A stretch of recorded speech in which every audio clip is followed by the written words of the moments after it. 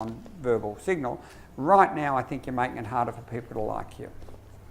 So if you continue like that, that's what's going to happen. But that's okay, it's your choice. Before you even punish. And we've been doing this in some schools, and it's actually been very productive. Some kids will shut down at that point. And then the teacher will make an effort to build them up again as well, of course, to make sure it doesn't reoccur. But they will, just the shock of being made to think about what you're doing it for is enough to make people take stock and think again. So that's where we're heading. Okay. Now, this is what some schools are doing, because they're trying to get people to leave the junk at home and bring into the school only what's at school. And I think, as I said to them, I think that's going to become more significant over time, because some people are struggling at home, they feel neglected or abused, and therefore their self-concept's been pushed down, and you're going to have to get them to leave all that stuff out there. And you have to think of routines, rituals. Anyone got any rituals? Some people are doing it intuitively. Anyone got a ritual that somehow gets them to leave outside? Yeah? Sometimes I say to the kids when they're really upset and they come in and it's about what's happened early in the day. I said, you've got to leave that at the door. So you say, go leave that emotion at the door, and to come inside we'll talk about what's happening now rather than what happened before. So you leave it at the door. Yeah, exactly. Leave the baggage at the door. Exactly. And I imagine one day we'll have this little ball, which is sort of baggage, and we'll take it and we'll put it outside in a box, and that'll be symbolic, sort of. It's called object relations theory. It's a symbolic thing that you're leaving out there, and it doesn't have a role in here. Here we like you. I don't know what goes on out there. It's not my business. But here we like you. We want you to be here. You're useful. You're productive. Anyone else got a routine? I teach grade 3, and I shake each child's hand as a daughter looks in the eye. Yep.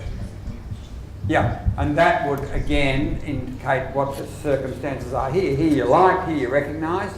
I don't know what goes on out there. You may be someone's younger brother, but it's too bad. Here, you're recognised. Yep. We do a bit of process after break times, so after lunch and that sort of thing. Okay. So it can be time to practice it, but I spend time and like that, thinking about the day, about the whole day. Maybe there's do this sort of thing of getting things that positive or negative, that's from. Okay, so they take in the good stuff and remove the bad stuff. Whatever it is, and remember these kids are kinesthetic probably, and visual, so even though we might feel it's a funny thing to be doing and it won't work, it might work because they learn differently to us and they experience differently to us. Yeah? I have a very, very draconian seating arrangement in my room. Every class, every lesson, everyone sits in the same seat, whatever class we take. And they clean that seat, they look after it, so the other class it's never going to be there. Yeah. It's amazing. And even they sort of come see what else I say. He's saying that they are allotted a seat, it's their seat, they look after it. The same would go, and I'll show you a photo, they're allotted a section of the garden, something they can do in this case as well, hands-on usually. So they become either a section of the garden is all theirs. It's their punishment, by the way, technically, because other people think they've got to be punished. So you put them in the garden to punish them, but we all know that's not true. So that's where you've got to be a bit creative, because if they wanted you to punish them, and let them dig in the garden as a punishment, because it's really the most creative thing they could do, the most useful thing they could do. So you've got to think of a way of punishing them with a job which makes them more valuable.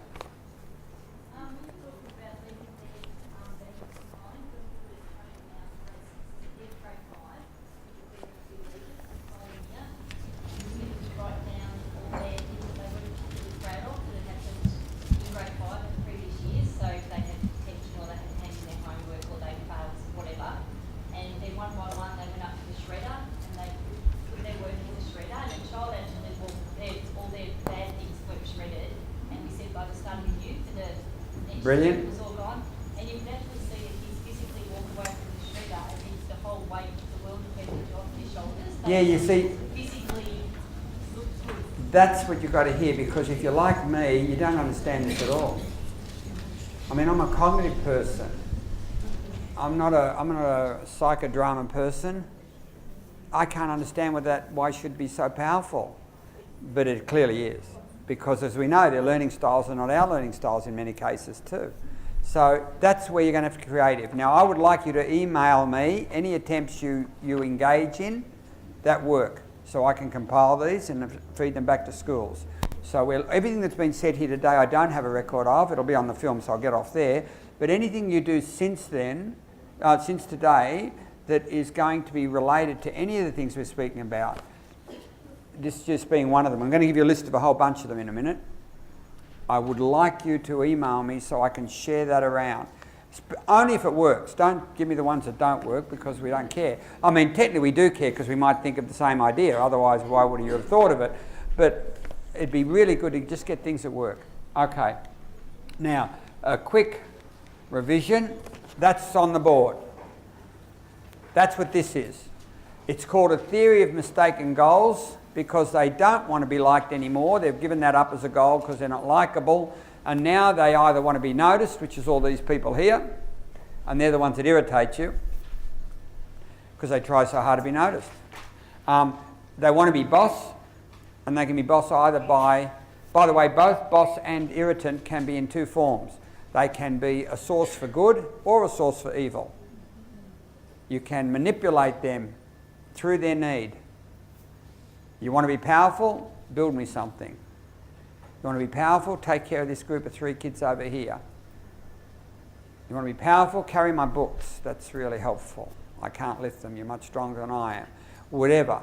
So powerful can be positive or destructive. In fact, I think in your notes, if you look in your notes now, if someone got a set I can look at, I'll give you a page number. It's at the very back, I think.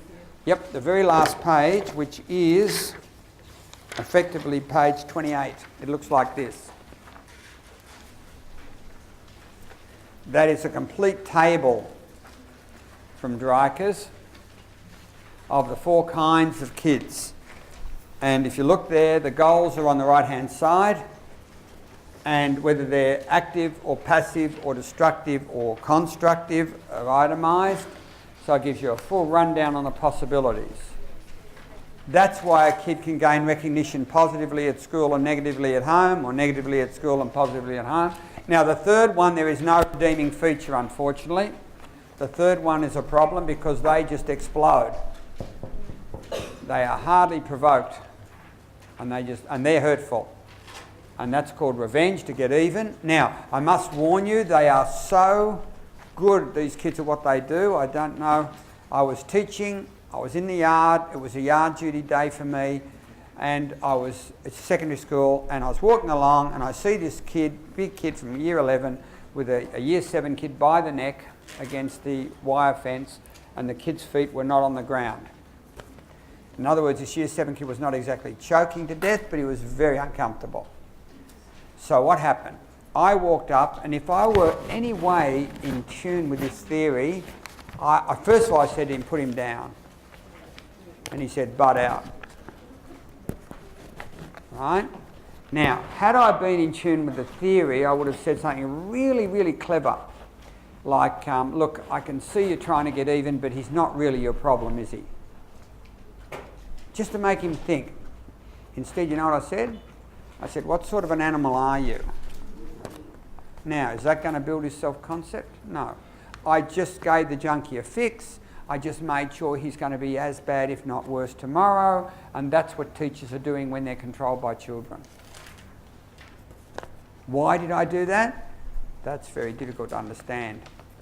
I've thought about it a lot, but it's complicated. I'm going to ask you later to think about, because otherwise how the hell do you give PD to people? How do you help them if we don't know what causes it? Okay, so, and the last group, they actually want out. They are no longer fighting you even. They want escape. And they're probably the worst because they're the hardest to reach. They just don't respond to you.